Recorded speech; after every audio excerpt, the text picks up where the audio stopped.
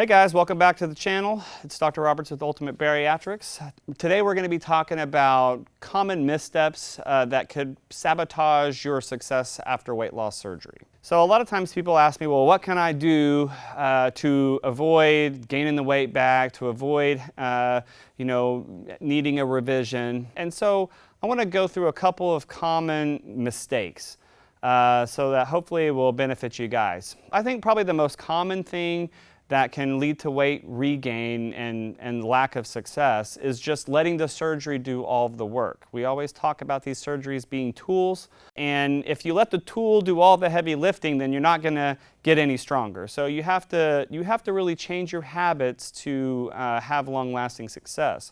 The surgeries work good enough on their own to where if you eat whatever you want, whatever you feel like eating, the surgery will help you to lose weight during the first 6 months or maybe even a year. But if you continue on eating like that, the weight could eventually come back. So that's the most common thing I see is people, end up eating the same foods that they ate before, just eating what they want to, and then whenever their appetite comes back, they're able to eat a little bit more. They find that the weight is coming back, and then they end up in the office, and then I look at their food recall and I see their foods that they're eating, and they know that the reason why they have not had successful weight loss is because of the food choices that they're making. It's much easier to change those habits after the surgery than it is to wait 6 months or a year after your weight loss surgery and then decide you're going to take it seriously and get on board with a good diet and exercise plan. That's the first thing. Another problem that happens is emotional eating.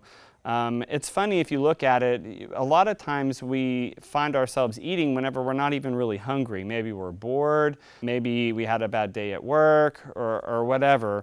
We find ourselves eating foods at times whenever we're really not eating because we're hungry, we're eating for some other reason.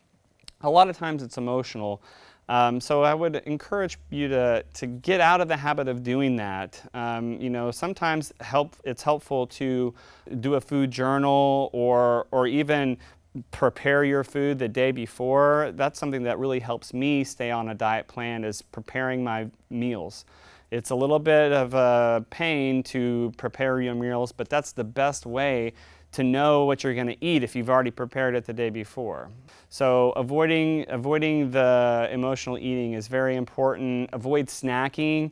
I've talked about this once before in a video, but avoid getting the whole bag out if you're going to have a snack. If you're going to have a snack, put it into a single serving container or something and limit yourself to only having that one serving.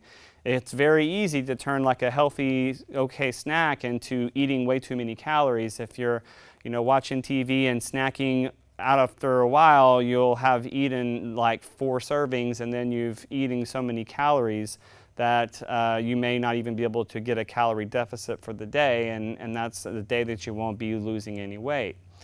Another thing is avoiding the possible, temptation on the way home, or if there's some place or some way that you go that you're going to drive past McDonald's or whatever it is that you have a weakness for, Dr. Pepper, avoid putting yourself in that position by maybe taking another route home, or maybe not going that way past the Coke machine. Avoid putting yourself at risk for maybe having a moment of weakness, because we all do it in some shape or form, and the less you can do it, the better success you'll have.